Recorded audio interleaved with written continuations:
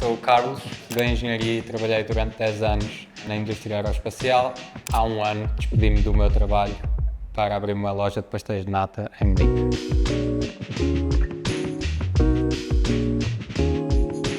Portanto, desde criança eu cresci sempre no meio à volta da gastronomia. O meu pai tinha uma mercearia, então sempre estive ligado muito à parte empreendedora, um pouco relacionada com o serviço ao cliente, com a gastronomia. Foi uma coisa engraçada quando eu falei da decisão de deixar de ser engenheiro para abrir uma fábrica de pastéis de nata.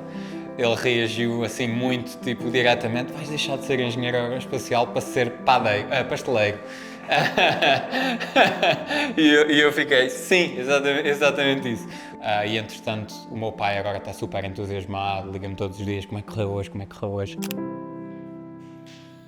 Eu acho que tive sempre um caminho bastante claro, que eu queria estudar alguma coisa onde eu conseguisse perceber como as coisas funcionam. Acabei por escolher engenharia um pouco de maneira natural. Foi 10 anos a minha carreira em engenharia. Era um engenheiro bastante especializado e com especialização acabamos por sentir que somos uma parte de uma coisa muito grande e que as nossas contribuições são importantes, mas não são uma coisa tão tangível como às vezes nós queremos que seja. Então eu quis procurar alguma coisa que fosse tangível e despedi-me e fui. É engraçado, tu despediste, é uma decisão, é um procedimento bastante binário. Tu, quando te despedes, despediste, entendes? Eu não pensei muito tempo que me iria despedir, não. Eu pensei muito tempo no pastel de nata e para isso acontecer eu tinha que me despedir, e foi um passo. E esse passo foi tomado quase imediatamente. E houve dúvida nessa altura, não é? Obviamente, houve muita burocracia, eu tive que fazer uma formação em pastelaria em alemão, tive que aprender alemão, foi quase como uma missão, foi do estilo: não vou parar quando isso não acontecer. Obviamente houve medo, se as coisas não correrem bem, vou voltar atrás, e isso acho que é sempre importante, ter essa visão de nós podemos tentar coisas e quando elas não funcionam, nós vamos voltar atrás e vamos fazer novamente, e não há vergonha, nós não falhamos, fomos tentar uma coisa nova, não funcionou, vamos fazer novamente se quisermos, ou vamos fazer outra. Se eu não tentar isto, vou-me arrepender, e se tentar e falhar, eu vou conseguir sobreviver. Vou viver para a casa dos meus pais, vou fazer o que for preciso, mas vou sobreviver. Comecei a fazer pastel de nata mais ou menos há 3 anos, uma daquelas receitas da internet. Fui comprar a massa folhada já feita, estendi num daqueles tabuleiros de muffins e o pastel ficou horrível. E eu decidi: ok, vou melhorar. Então comecei a fazer pastel de nata para amigos. Fiz algumas encomendas para festas de anos, por exemplo. E eu comecei a ver, não há ninguém a fazer pastel de nata em Munique. É uma coisa que se come facilmente, é uma coisa que se transporta facilmente, tem um aspecto muito bom. Acabei por pensar que ia funcionar bem. Foi na altura em que, talvez um ano antes de eu me ter despedido, comecei a pensar assim mais ativamente como é que seria. Agora, de repente, tudo o que eu construí da minha carreira já não importa. Vamos voltar ao início e fazer novamente uma coisa com valor, mas que é uma coisa interessante e uma coisa que eu acho que traz-me um pouco de volta às minhas raízes e traz um pouco de Lisboa para Munique. Eu tive contacto com alguns pasteleiros em Portugal, muito no sentido de não de aprender a fazer pastel de nata, mas no sentido de otimização da produção, como é que se faz isto. Eu, obviamente, vindo de um mundo completamente diferente, cheguei fresco e acabei por, ok, como é que eu vou fazer pastel de nata? Tens este processo, como é que se faz? Quando aluguei a loja, ela estava completamente vazia. O investimento para abrir a Lisboa Nata foi tudo das minhas poupanças e, obviamente, eu tentei poupar o mais possível. Tudo o que vês aqui fui eu que construí. Eu acabei por comprar os materiais todos de construção. Uma história curiosa sobre estes azulejos é que eles são azulejos em segunda mão, que foram recondicionados. Portanto, alguns desses azulejos eram de algumas ruas de Lisboa mesmo. O chão, os azulejos, as paredes, planear, comprar e construir a cozinha. 2 meses super cansativos, obviamente. Tive alguns amigos a ajudar, mas a maior parte das coisas acabei por desenhar, construir sozinho. Nós abrimos às 10, chegamos entre as 7h30 e as 8. A primeira coisa que nós fazemos é bater a massa, ou misturar a massa e deixar a massa descansar. Imediatamente vamos fazer o creme, assim que a massa repousa. Começamos a fazer a laminação enrolada nos rolos, nos cilindros de massa, onde se vê aquela espiral que nós vemos por baixo na base do pastel de nata. Esse cilindro de massa é cortado em fatias muito pequenas, que são postas nas formas, e a parte da abertura é aquela parte em que desse cilindro de massa é então feita a base do pastel de nata.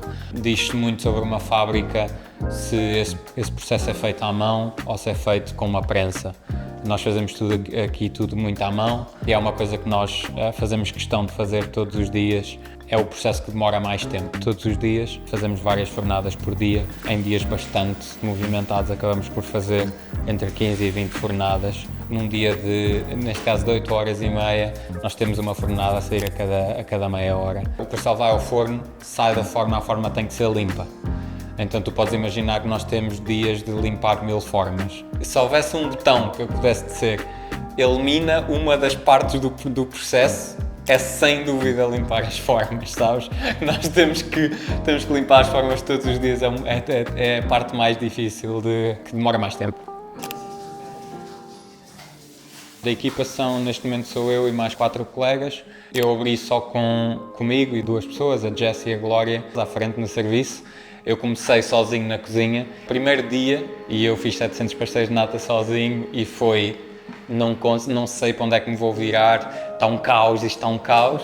E imediatamente percebi que tinha que contratar. Acho que a certo ponto, na primeira semana, a fila maior que nós tivemos foi 25 metros. E eu estava a fazer forno e estava a olhar da janela aqui para fora, e eu via a fila a sair da porta e a passar para o outro lado, e eu estava assim, como é que eu vou fazer? E pronto, houve obviamente alguns soluços com a produção na primeira semana, nas primeiras 2 semanas.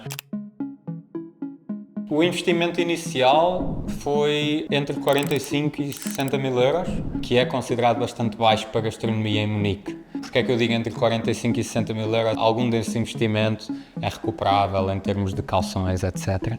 Eu utilizei esse dinheiro para comprar muitos dos materiais, para a formação que eu tive que fazer, os primeiros meses da renda da loja, e foi para o equipamento da cozinha. Fui gastando mais e mais até esse limite dos 45 mil euros, e nós, quando abrimos, eu estava quase a zero. Foi uma coisa no início bastante estressante financeiramente. Em termos de vendas, acabámos de passar a marca dos 80 mil pastéis de natas vendidos. Isso em termos de vendas brutas são por volta de 310 mil euros. Por volta de 11% das nossas vendas vão para a renda. Entre 27% e 30% das vendas vão para os salários. Outros entre 15% vão para os ingredientes. Temos mais algumas despesas em termos de limpeza. Há muitas coisas pequeninas que acabam por acumular, e isso acumula por volta de outros 5, 10%. A fábrica tem sido lucrativa desde o primeiro mês, e temos uma média de entre 20% e 25% de margem de lucro. Temos meses melhores e meses piores, como todos os negócios de gastronomia. 75% das nossas vendas são takeaway, e 87% do nosso negócio são os pastéis de nata. O resto é café e o retail, a nossa cerâmica, os sacos de café que nós vendemos, etc. Do meu trabalho, o meu salário era de 110 mil euros brutos. Um lucro de 30% da empresa, obviamente, não significa um lucro de 30% para mim, e o meu salário está bastante mais baixo do que estaria em engenharia. Também porque queremos evoluir a empresa, queremos tomar bastantes passos que precisam dessa liquidez. Eu recebo muito menos dinheiro ao fim do mês para mim do que receberia quando trabalhava como engenheiro. Há sempre partes mais intensas em engenharia, mas há uma tendência para trabalhar entre 45 horas, máximo 50, obviamente, especialmente no início. Quando começámos, quando eu tinha menos ajuda, eu estava a trabalhar mais perto de entre 90 e 100 horas semanais, que é obviamente um esforço que não é comparável a ter um emprego. Há períodos de stress, há semanas em que as coisas não correm bem, há semanas em que nós pensamos, não quero mais, entendes? Olhando para trás, fazendo uma média, falando sobre essa primeira semana onde tínhamos uma multidão à porta, é aí nessas coisas pequenas que nós notamos quão boa a experiência é. Portanto, sem dúvida, comparativamente com o emprego, estou muito mais feliz, é uma coisa que me dá muito mais orgulho.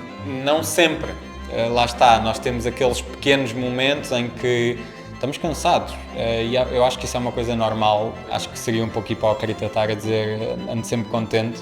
Não ando sempre contente, mas no geral e em média estou muito mais feliz, muito mais realizado. Acho que essa palavra é bastante importante também. De ter uma coisa concreta, que é um sítio onde as pessoas vão em Munique, entendes? E isso é uma coisa para mim que fez a aventura toda, o esforço todo, a dedicação, o trabalho todo valer a pena. Sem dúvida.